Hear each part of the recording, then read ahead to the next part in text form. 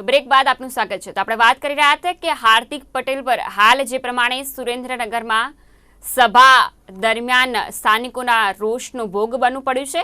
એક શખ્સ સ્ટેજ પર આવે છે અને હાર્દિક પટેલ સાથે લાફાબાજી કરે છે। મહત્વનું છે કે જે પ્રમાણે કોંગ્રેસમાં જોડાયા ત્યારે હાર્દિક પટેલને પાટીદારોના રોષનું ભોગ પણ બનવું પડ્યું હતું। ત્યારે જે પ્રમાણેનો હાલનો પણ બનાવ સામે આવ્યો છે। સુરેન્દ્રનગરમાં સભા દરમિયાન હાર્દિક પટેલ પર હુમલો થયો છે। જન આક્રોશ સભા સંબોધિત વખતે સ્ટેજ પર એક વ્યક્તિ જોઈ શકાય છે કે આવે છે અને સીધો જ હાર્દિક પટેલને લાફો મારે છે।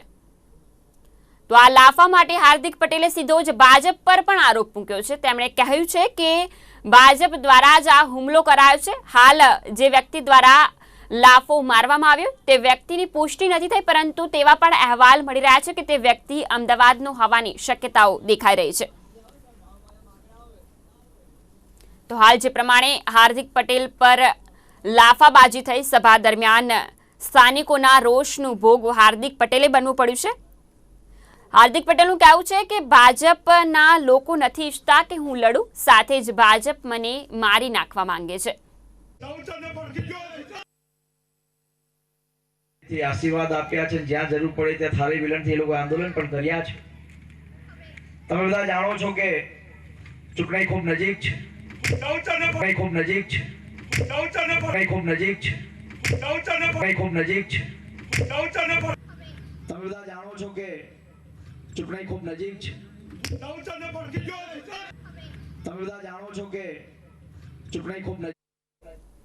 તો જે પ્રમાણે જોવા મળી રહ્યું છે કે સભા સંબોધિત વખતે જ જ્યારે હાર્દિક પટેલ લોકોને ચૂંટણી વિશેની માહિતી આપી રહ્યા હતા તે દરમિયાન જ આ શખ્સ દ્વારા હુમલો કરાયો છે। શખ્સનું નામ તરુણ મિસ્ત્રી હોવાનો પણ હાલ ખુલાસો થઈ રહ્યો છે અને જસલપુરનો રહેવાસી હોવાનું પણ હાલ જાણવા મળી રહ્યું છે। તો તરુણ મિસ્ત્રી આ શખ્સ છે, કડીના જસલપુરનો તે રહેવાસી છે।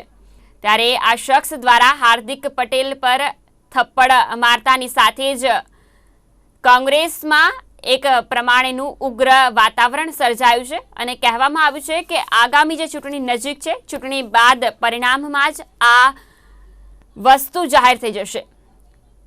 તો ભાજપ પ્રેરિત જ આ હુમલો કરાયો હોવાનો પણ હાર્દિક પટેલે દાવો કર્યો છે। તો જે શખ્સ સામે આવ્યો છે તેનું નામ તરુણ મિસ્ત્રી કે જે કડીના જસલપુરનો રહેવાસી હોવાનું હાલ સામે આવ્યું છે। સુરેન્દ્રનગરમાં હાર્દિક પટેલ પર તરુણ મિસ્ત્રી નામના શખ્સ દ્વારા સ્ટેજ પર થપ્પડબાજી કરવામાં આવી। ત્યારબાદના દ્રશ્યો છે કે જે પ્રમાણે લોકોમાં અફરાતફરીનો માહોલ પણ જોવા મળ્યો, સાથે જ અનેક લોકો ઉગ્ર સ્વરૂપમાં પણ જોવા મળ્યા। તો બીજી તરફ હાર્દિક પટેલે સીધો જ આરોપ ભાજપ પર લગાવ્યો છે। તેમણે કહ્યું છે કે ભાજપ દ્વારા રૂપિયા આપીને આ હુમલો કરવામાં આવ્યો છે, સાથે જ કહ્યું છે કે ભાજપ નથી ઈચ્છતી કે હું ચૂંટણી લડું અને તેમનું કહેવું છે કે ભાજપ મને મારી નાખવા માંગે છે। આ પ્રકારનું હાર્દિક પટેલે કહ્યું છે કે ભાજપ દ્વારા આ પ્રકારનું મારા પર હુમલો કરાવવામાં આવ્યો છે, સાથે જ ભાજપ મને મારી નાખવા માંગે છે તેવું પણ હાર્દિક પટેલે જણાવ્યું છે। તો જે પ્રમાણે સુરેન્દ્રનગરમાં સભા સંબોધતી વખતે હાર્દિક પટેલ પર આ હુમલો કરાયો, તરુણ મિસ્ત્રી નામના શખ્સ દ્વારા આ હુમલો કરવામાં આવ્યોનું સામે આવ્યું છે।